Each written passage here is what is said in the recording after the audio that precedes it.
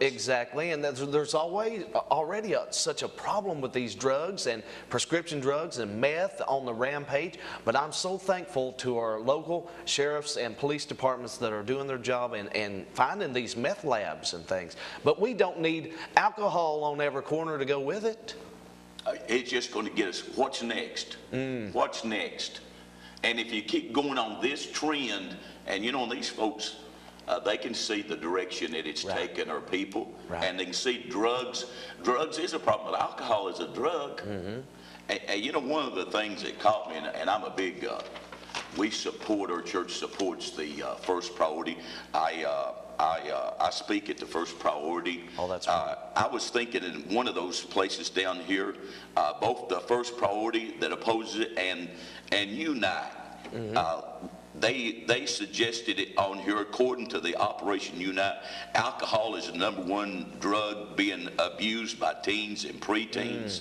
And listen to this, Jonathan, it remains a gateway to drug. Lord have mercy. Though it is one, but it's the gateway that'll get your family and your neighbors and others going deeper. Friend, I don't think there's anybody out there that's got a heart in them who wants anything like this going on, Jonathan. No, and you know, you hear these horror stories all the time about somebody drinking and driving, somebody behind the wheel and running over little innocent children or killing somebody even on their way to church, and it's just heartbreaking. I mean, we as God's people and we as a community in general can put a stop to this if we'll just act.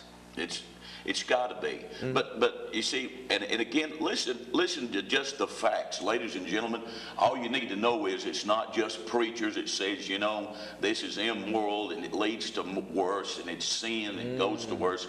But according to the U.S. Justice Department Bureau of Justice statistics, among spouses abuse victims, 3 out of 4 incidents reported is coming because of those that are drinking. My goodness. The family is in trouble today. And how many is watching us right now that's victims of abuse of some man? It's been drinking and comes home and you know, or vice versa possibly, but it breaks out. Little children. And they're abused as a result of a drunken father or a drunken mother. And it's over and over. According to the U.S. Justice Department Bureau of Justice statistics, estimate 32% of the fatal accidents, Jonathan, involved an intoxicated driver. And you know, if they vote in all these packing houses and things like they're trying to do, you won't even be able to go to a gas station without seeing a stack of it sitting there. It'll be everywhere. It shouldn't have to be. Right. And this is a good area. And those are good people. And some of those good people out there are just misled on the ideal that finances is going to come in and we're going to become a society that's going to raise their level.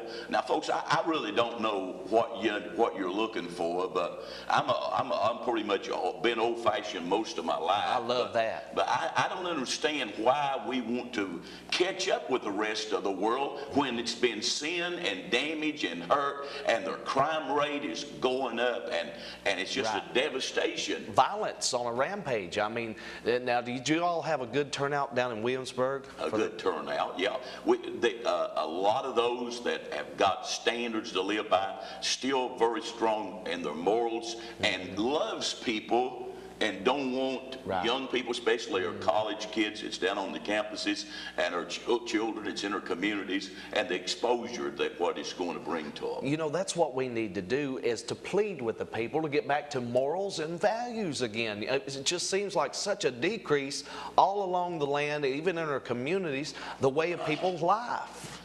It's just a problem, and I hope these folks could understand that we love them, and that they need to love somebody else beside themselves. Right.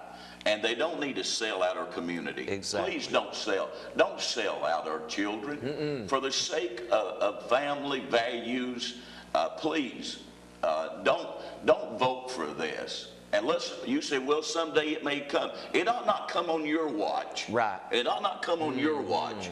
It ought not come on my watch. Right. I've got a generation to serve, and I want this to be a good generation. I want young people to be blessed and families to be protected, and this is one way we can put a fence of security around them. You know, I've talked with alcoholics. I've talked with men and women both that are so addicted to drinking, whether it be whiskey or beer or whatever.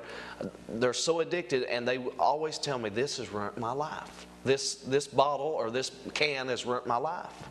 So many, some of them don't admit. I have people that know all down my life that I've loved. It's had alcohol problems. In fact, I had a brother. Oh, my brother he was a good boy, but he chose the wrong direction. And I told him one day, I said, Smoke, you need to quit drinking. You will get alcoholic. He said, I'm not alcoholic. I said, well, won't you quit it and prove it? He said, well, I just don't want to. Right. And a lot of them, they're just deceived. Someone's got to have it every day, and I feel sorry for them. Yeah. And one of the biggest misconceptions and one of the biggest lies from the enemy, the devil, I can quit this anytime I want. It's an addiction. It really is. And I know It's people binding. wake up with it and go to bed with it. It's the enemy